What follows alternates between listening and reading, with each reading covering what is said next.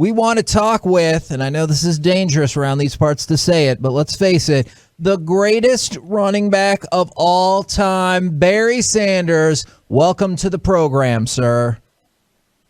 Hey there, gentlemen. Great to be here. How are you? We're good. Does it seem like a terrible idea for us, seeing as how we live and work in Dallas, to so proudly announce you as the greatest running back of all time?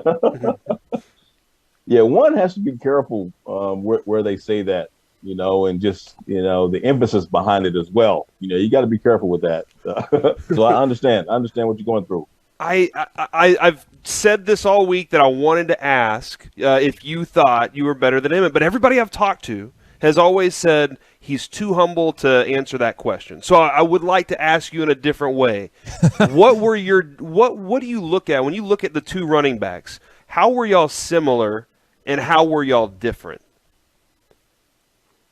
Oh, wow.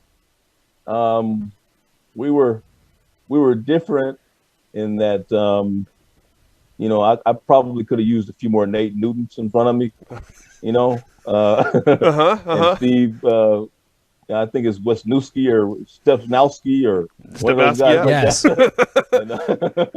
Little road graders there. I think, right, and Troy Aikman and Michael Irvin. But no, I think we're both kind of shifty in our own way.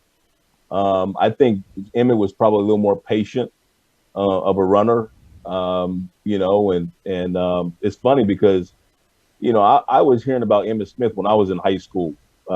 He was highly touted, one of the nation's top players and that kind of thing. So it was just kind of cool for me actually to end up being kind of his nemesis or adversary or whatever you want to call it in the NFL, or top running back, sort of thought of as a top running back in the league along with him. But yeah, I think there are a lot of things that are similar in that, just being, that kind of slippery, elusive guy that can really hit the home run anywhere on the field. Barry, the game's changed a lot in the last 20 to 25 years. We talk so much about the passing game, and the running game is somewhat secondary. How do you see the game right now from the running back position? Yeah, I think this year you look at how well running backs played throughout the league, and I think certainly there's been discussion over the past few seasons about it being not as important, but I think you look around and you really see some very good running backs that are figuring into deciding what happens in the outcomes of games, and so you look at what Derrick Henry did this year. You got to be impressed with that. Him going in last year and defeating the previous year Super Bowl champs.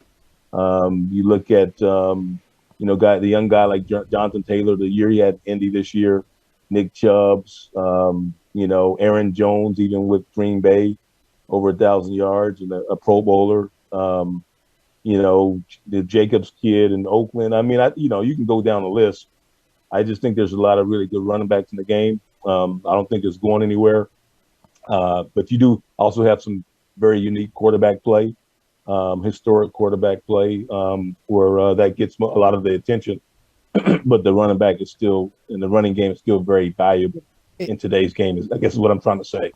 It used to be you couldn't go far down that list before saying Ezekiel Elliott. What are your thoughts about how he fits into the game, and what have you seen, maybe any changes or kind of slowing down in the last 4 years?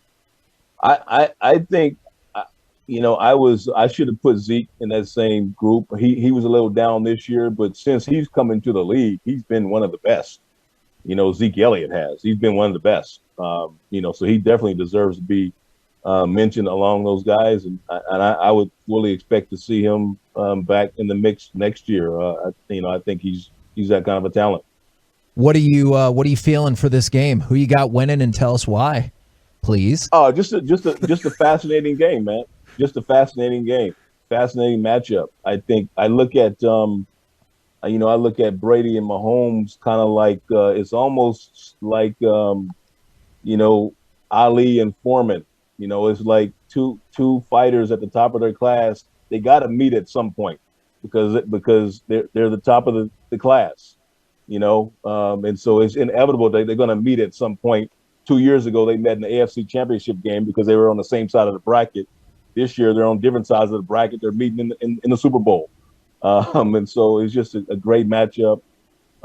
Great teams, and obviously you look at the fireworks on the Chiefs side of the ball, but at the same time you look at, the Bucks being able to go in and beat Aaron Rodgers. That's no small task. I would give the slight edge to the Chiefs. I almost see it in their mind as maybe almost a revenge game for what happened to them 2 years ago at Gillette Stadium. I think they feel like they definitely deserve to be here, be there then, but at the same time, I think it'll probably just be too hard to slow them down. But I'm looking for a great matchup. Well, we know you got a tight schedule, and we appreciate you and the Super Bowl Squares from Rocket Mortgage rocking with us, man. Thank you so much for jumping on the fan cam, too. Absolutely, man. Great to be here. Good luck to all the Rocket Mortgage Squares players out there. RocketMortgageSquares.com. You can find out more about it. Win a lot of cash, $50,000 every score change, $500,000, for two fans as well. Again, sign up, RocketMortgageSquares.com, and find out how to play. Awesome. Thanks so Barry. much. Barry Sanders right here, Gentlemen, your Super Bowl virtual radio row. Have a good one. Dude, Barry it was an honor, Sanders. Love talking with pleasure. him.